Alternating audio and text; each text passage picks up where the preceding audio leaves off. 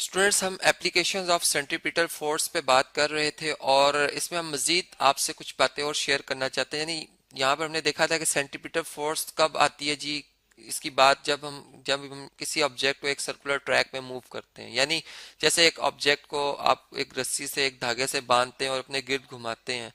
तो जो फोर्स आप अपने हाथ से लगा रहे होते हैं, जिसकी डायरेक्शन आपके हाथ की तरफ होती है, वो सेंट्रीपिटल फोर्स होती है। और फिर रिएक्शन के तौर पर ये ऑब्जेक्ट जो है, जो आपके हाथ के ऊपर फोर्स लगाता है, जिसकी डायरेक्शन बाहर की सिमत में होती है, वो होती है जी सेंट्रीफ्यूगल फोर्स, जो कि रिएक्शन फोर्स होती है। जैसे अगर हम अर्थ और मून को देखें, तो जमीन जो हमारी जमीन अर्थ जो है, वो अगर मून पे एक फोर्स लगा रही है, जिससे ये ऑब्जेक्ट, ये मून जो है वो हमारी जमीन के गिर्द रिवॉल्व कर रहा है, वो सेंट्रीपिटल फोर्स की वजह से। और फिर से जो एक्सीलरेशन प्रोड्यूस होती है, वो चूंकि वेलोसिटी में चेंज आने की वजह से, डायरेक्शन में चेंज आने की वजह से हो रही होती है, और जिससे हमने देखा था कि उसकी डायरेक्शन, जो एक्सीलरेशन की डायरेक्शन है, वो भी टुवर्ड्स द जो है वो सेंटर बन रही थी, यानी अर्थ की तरफ बन रही थी। तो फिर हमने देखा कि वाकई जो है हमारे पास सेंटीमीटर फोर्स की वजह से ये मोशन में, और फिर सेंट्रीफ्यूगल फोर्स जो है, जो रिएक्शन फोर्स है,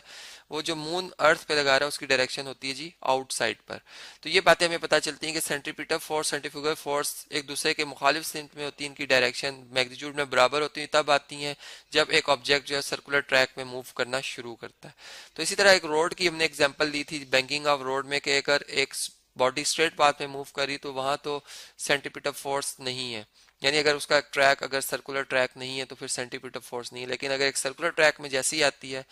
तो उसे सेंटीमीटर फोर्स चाहिए, जो कि इंजन से वो इनवर्ट लगाएगा अपने, यानी उस सर्कुलर ट्रैक के सेंटर की तरफ वो फोर्स की डायरेक्शन होगी। जबकि गाड़ी पे जो फोर्स लगेगी, जो कि आउटवर्ड होगी, जो उसे बाहर की तरफ धकेलेगी, वो होगी सेंटीफ्यूगल फोर्स, जो कि सेंटीमीटर फोर्स जो कि उस पाथ पे चाहिए उसके बराबर उसकी मैग्नीट्यूड होती है। तो अब क्या होता है कि गाड़ी को अगर सेंटीमीटर फोर्स ना मिले, चूंकि एक फोर्स की अगर हम देखें तो उसका जो फार्मूला होता है सेंटीमीटर फोर्स का, वो mv²/r होता है, और इसमें वेलोसिटी से तो गाड़ी मूव कर ही रही होती है। अगर वो अपनी स्पीड स्लो नहीं करती और ट्रैक का रेडियस तो अपनी जगह पे कांस्टेंट है, जो कि अगर बहुत छोटा रेडियस हो तो इसकी वैल्यू बहुत बड़ी हो जाती है मैग्नीट्यूड। अगर आप देखें तो आर एक छोटी होगी वैल्यू, तो एफ सेंटीमीटर फोर्स बहुत ज्यादा होगी, यानी सेंटीफ्यूगल फोर्स भी उसकी तरह से फिर बहुत ज्यादा हो जाएगी। तो फिर बहुत ज्यादा फोर्स लगेगी, गाड़ी बिल्कुल उलट ही जाएगी। तो इसलिए वहां इस एक्सीडेंट से बचने के लिए हम क्या करते हैं, रोड में थोड़ा सा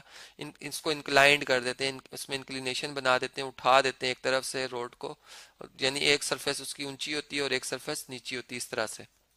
अब क्या होता है कि गाड़ी जब इस ट्रैक पे मूव करती है, तो वो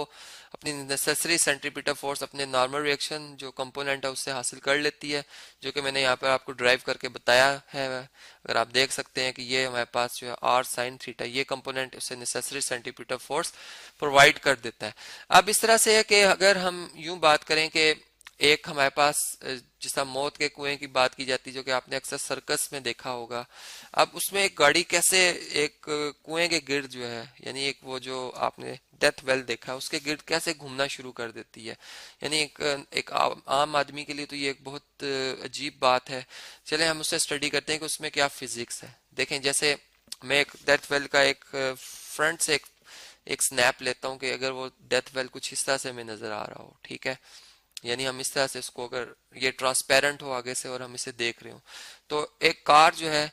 जब इस पोजीशन पर होती है, तो एकदम से वो इस पोजीशन पर नहीं आ सकती। यानी अगर ये उसके टायर्स हैं, फर्ज करें ये उसके टायर्स हैं और ये उसका एक्सल है, ठीक है, यहाँ से ये उसका दूसरा एक्सल है, यहाँ से इस तरह से है जी, ठीक है, और ये उसकी बॉडी है, जो कि यहाँ से आप देख सकते हैं कि थोड़ी सी ऊपर है, और यहाँ से, और ये वो पोर्शन है जिसमें कि वो जो कार चला रहा है ड्राइवर, उसको उसका फ्रंट हमें नजर आ रहा है, फ्रंट से हम इसे देख रहे हैं इस तरह से आती हुई कार को। अब ये क्यों मूव कर रहा है इस तरह से। अब अगर हम देखें तो ये कार ने इस वक्त जो सेंट्रीपिटल फोर्स है वो कैसे हासिल किया है। अगर हम देखें तो जो जो ये वॉल्स होती हैं, ठीक है, ये चूंकि इसका एक ट्रैक अगर हम देखें तो एक सर्कुलर ट्रैक है, गाड़ी इस तरह से मूव होती हुई इस ट्रैक से इस तरह से आई है, यहाँ से अगर हम देखें तो ये इस तरह से आई है, ठीक है। इसको अगर मैं थोड़ा सा यहाँ से डार्क शेड कर दूं, इसको भी मैं थोड़ा सा डार्क शेड कर लूं, तो ये इस ट्रैक पर इसने कैसे ये सेंटीमीटर फोर्स हासिल किया, अब हम जरा इसका स्टडी कर लेते हैं। यहाँ पे मैं थोड़ा सा इसे शेड कर दूं, आप जरा इस पे देखिएगा। देखें, अब ये ट्रैक जो इसने हासिल किया है, अगर हम इस वक्त देखें तो इसका जो वेट है वो डाउनवर्ड एक्ट कर रहा है इस पॉइंट पर, ठीक है, जिसकी डायरेक्शन इस तरह से है, नीचे की तरफ जमीन की ग्रेविटी की वजह से इस पे एक नेट फोर्स लग रही है जो कि डब्ल्यू है एम जी। अब जो इसका इसका हम ये कह सकते हैं नॉर्मल रिएक्शन है जो कि इसके टायर का कांटेक्ट है इस सरफेस के साथ, जो कि एक लकड़ी की ये बनाई जाती है, यानी ये वुड की बनी होती है ये सारी जो दीवार है, और इस तरह से इस पे फट्टे लगे होते हैं जिस तरह से मैं एरोस शो कर रहा हूँ, ताकि वो फ्रिक्शन हासिल कर सके जिसकी डायरेक्शन अपवर्ड होती है। यानी यहाँ पर फ्रिक्शन की डायरेक्शन अपवर्ड होना इसलिए है कि ये अगर इस पोजीशन में हम गाड़ी को देख रहे हैं तो इसने बैलेंस किया हुआ है इसके वेट को इस फ्रिक्शन ने एफ ने बैलेंस किया हुआ है, जबकि सेंटीपीटल फोर्स गाड़ी ने अपने नॉर्मल रिएक्शन से, जो कि यहाँ पे अगर आप देखें यहाँ से हासिल की हुई है, अब वो अपनी स्पीड से हासिल की है उसने। यानी अगर हम सेंटीपीटल फोर्स का फार्मूला देखें तो वो किसके इक्वल होता है, M V square over R. तो यहाँ पर रेडियस जो है इस सर्कुलर ट्रैक, अगर ये सेंटर है तो सेंटर से लेकर इसकी ये बाउंड्री तक का जो डिस्टेंस होगा, इस साइड से भी अगर देख लें तो ये रेडियस होगा, ठीक है। और ये रेडियस है इसका जो कि एक कांस्टेंट वैल्यू है, जबकि स्पीड वेरी कर सकती है। मास बॉडी का ऑब्जेक्ट का कांस्टेंट है, जो कि शुरू में जो भी एक मास हम रख लेते हैं वो अपनी जगह से तब्दील नहीं होता। फर्ज करें 500 केजी, तो ये 500 केजी ही रहेगा। तो वी वेलोसिटी वेरी कर सकती है और इसी से बॉडी जो है वो नेसेसरी सेंटीपीटल फोर्स हासिल कर लेती है,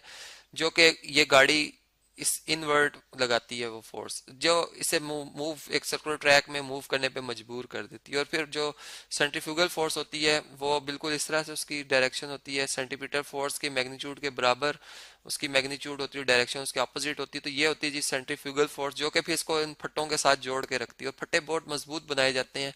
उनकी ग्रिप के वो टूटते नहीं है और गाड़ी बड़ी आसानी से फिर वो अपने आप को,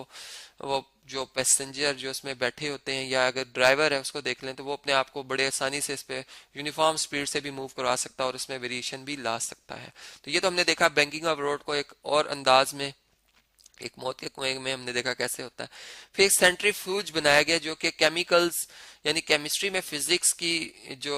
हम कह सकते हैं कंसेप्ट का बहुत अहम रोल है। अब एक अगर हम केमिकल उठाते हैं जैसे एक हाइड्रोजन है, तो हमें लगता है कि हाइड्रोजन में जितने भी इसके छोटे छोटे एटम्स हैं वो सारे एक जैसे होंगे, यानी इनमें कोई इनका जो मैस होगा वो सारों का एक एक जैसा होगा। लेकिन मसला ये है कि वो इनका मैस जो है वो एक जैसा नहीं है। अब वो हमें कैसे पता चला कि इनका मैस सेम है या नहीं है, ठीक है।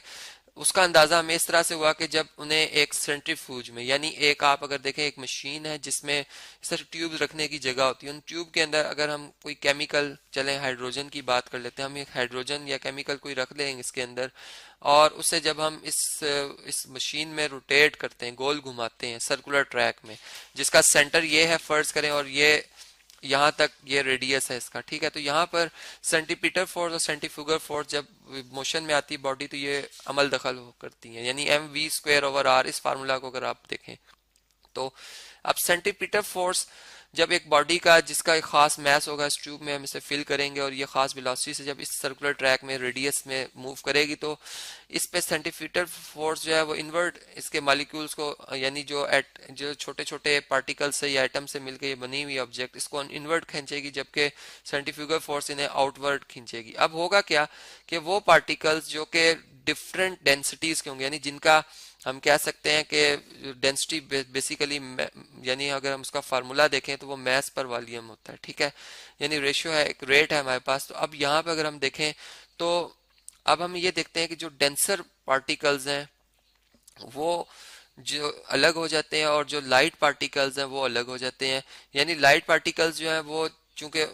वो इनमें जो फ्रिक्शन थी पहले, जो इनको आपस में जकड़े हुए थे वो आपस में मिले हुए थे, वो अब जो इन दोनों फोर्सेस की वजह से सेपरेट हो जाते। तो लाइट पार्टिकल्स जो हैं वो एक्सिस ऑफ रोटेशन की तरफ जो है वो मूव कर जाते हैं, ठीक है। जबकि जो डेंसर पार्टिकल्स हैं वो away from the axis of rotation जो है वो मूव कर जाते हैं, जिससे कि फिर जो हम ये देख सकते हैं कि हाइड्रोजन के जो आइसोटोप्स हैं इसका एक जो एक कंसेप्ट है वो हमें समझ में आता है कि आइसोटोप्स जो कि हम ये कहते हैं कि एक ही केमिकल के जो डिफरेंट मैसेज वाले एटम्स हैं वो सेपरेट हो जाते हैं, जिनकी डेंसिटी डिफरेंट होती है। तो फिर ये इस तरह से जो प्रोटियम, ड्यूट्रियम, जो ट्रिटियम है, वो हाइड्रोजन के जो आइसोटोप्स हमें पता चले कि होते हैं। फिर अगर हम इसी प्रिंसिपल पर रहें तो ये जो क्रीम सेपरेटर है, जो कि अगर हम पुराने वक्तों में जाएं तो ये दूध से मक्खन निकालना या घी निकालना, ये प्रोसेस चला रहा है। अब उसमें फिजिक्स क्या थी? वो फिजिक्स यही थी कि सेंटीपीटर फोर्स, सेंट्रीफ्यूगल फोर्स जो मिलके लाइट पार्टिकल्स और हैवी पार्टिकल्स हैं उन्हें अलग अलग कर देती है, और फिर इससे जो है वो क्रीम अलग हो जाती है, और जो अगर उसमें हैवी पार्टिकल्स हैं वो अलग हो जाते हैं। तो इस तरह से वॉशिंग मशीन को भी अगर हम देखें तो वो भी बिल्कुल इसी तरह से वर्क करती है कि उसमें जब हम क्लॉथ्स डाल देते हैं जो कि गंदे कपड़े होते हैं, अब वो क्लॉथ्स के अंदर जो डस्ट होती है वो जब हम सर्फ वगैरह या कोई साबुन वगैरह डालते हैं मशीन में और वाटर डालते हैं और इसे जब घुमाते हैं तो वो एक खास रेडियस में जब मूव करती है तो उस पर भी सेंटीमीटर फोर्स एक्ट करती है, और फिर वो डस्ट पार्टिकल्स जो होते हैं, जो अगर लाइट पार्टिकल्स होते हैं और जो वाटर मॉलिक्यूल्स होते हैं उन क्लॉथ्स के अंदर वो हैवी होते हैं, वो अलग अलग हो जाते हैं, यानी डस्ट अलग कर देते हैं, और सर्फ उनमें जो फ्रिक्शन है वो खत्म कर देता है डस्ट से, और वो जो कि जकड़े हुए होते हैं उन कपड़ों के साथ वो उनसे अलग हो जाती हैं। और इसे ड्रायर के अंदर अगर हम देखें तो ड्रायर में भी जब हम गीले कपड़े डालते हैं तो उसके जो सिलेंडर होता है उसमें छोटे छोटे सुराख होते हैं, अगर यहाँ पे मैं बना दूं होल्स होते हैं। अब वाटर जब उन सिलेंडर में रिवॉल्व करता है, गोल घूमता है, तो उसमें जो क्लॉथ के अंदर जितने भी वाटर मॉलिक्यूल होते हैं वो अलग हो जाते हैं, यानी इन होल से बाहर निकल जाते हैं और कपड़े उसके अंदर ही रहते हैं उस सिलेंडर में, तो वो कपड़े खुश्क हो जाते हैं जबकि पानी जो है वो उनमें से बाहर निकल जाता है।